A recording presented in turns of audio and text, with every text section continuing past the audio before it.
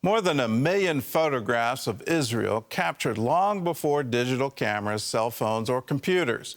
A pictorial history of the Holy Land has been documented by a Jewish organization that also helped to develop Israel.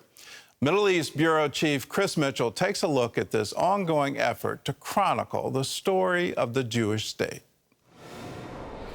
This may look like a storage room full of old files, although in reality, it's a treasure trove providing a pictorial history of Israel. We're at the heart of the archive, at the photo archive.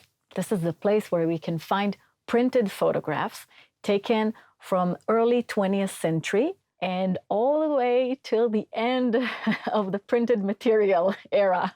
Decades before the Jewish state's birth, Karen Kayemet LaIsrael Jewish National Fund, or KKL-JNF, was breaking ground. KKL-JNF is an organization that was established 120 years ago, aimed at purchasing land in Eretz Israel, right here in Israel, and also developing it, which means preparing the land after purchasing it for housing, building new communities, helping people get here so they can fully establish and inhabit these homes. Efrat Sinai, head of KKL-JNF Photo Archive, says cameras have continued snapping history since the beginning. KKL-JNF used to send photographers to different corners all over Israel so they can capture what is going on, the places that are being built and established, the faces of the pioneers, all that spirit of creating something new. And that's what created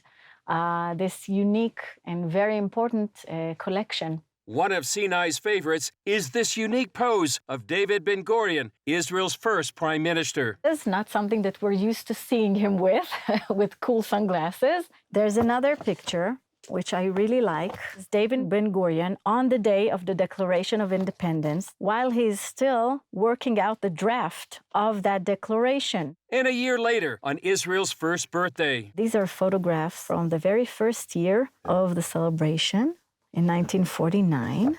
As you can see, bringing the Torah books. And what I wanted to show you was the military parades that were taking place in the big cities. We can see how everyone used to go out to the balconies and watch the parade. And you can also see the streets, the familiar streets of Jerusalem. This is King George Street, for example, taken in 1950. And capturing Independence Day celebrations, picnics, and barbecues that go back decades. In addition to acquiring land, KKL-JNF built reservoirs, rehabbed rivers, prepared for housing, and is probably best known for planting trees. Here we have photographs taken in Martyrs Forest. This is a forest that was planted in the early 1950s. It has 6 million trees planted in to commemorate the 6 million Jews who perished in the Holocaust. According to Sinai, it's estimated there were around 14,000 trees here when the Ottoman Turkish Empire ended more than 100 years ago. Starting 1908, we started trying to plant trees here. And nowadays, we're talking about over 240 million trees planted all over Israel. There's also historic Jerusalem, a photo overlooking the city from the Mount of Olives, the distribution of pasteurized milk to babies, the railway station from 1927, and the Western Wall in 1941, as well as photographs of Tiberias on the Sea of Galilee. Pioneers building agricultural communities called kibbutzim and moshavim, and glass plate negatives used before the gelatin kind. So this was taken in 1924, and this is Tel Aviv. You can see the sand. So it really is a city that rose from the sands. Throughout each year, KKL-JNF shares its historical highlights at exhibitions like this one in Jerusalem. We're displaying photographs 2.5 meters wide, historical photographs of Jerusalem that were colorized. KKL-JNF says many times when we look back at black and white photos, we tend to think the past was without color.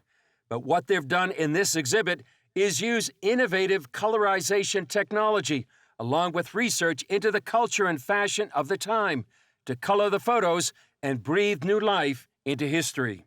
An exhibition also took place recently at the International Expo in Dubai. Many of the photos are now digitized, and the archive can be viewed online in Hebrew and soon will be available in English. It currently has more than 1 million photos, and like the state itself, is still growing. Chris Mitchell, CBN News, Jerusalem. When you see these old photos, you get the narrative of the modern state of Israel. And that narrative goes directly against all the propaganda coming out of the Palestinian Authority that somehow the Jews took the land. What happened is the Jews bought the land from the Turks, from the Ottomans. The Arabs that were living there were actually subservient, and they didn't own the property. The Ottomans did. And so the Jews come in and they buy the land, and then they start to build. And boy, did they ever build. All you have to do is look at the old photos of Tel Aviv and then any kind of modern photo of Tel Aviv, and you understand the transformation. Truly miraculous. Can a nation be born in a day? Well, yes, that day was in May 1948. But it took a lot of effort over many decades to build the modern state of Israel. And congratulations to them, and congratulations to those who are keeping the records and the photos to prove the growth.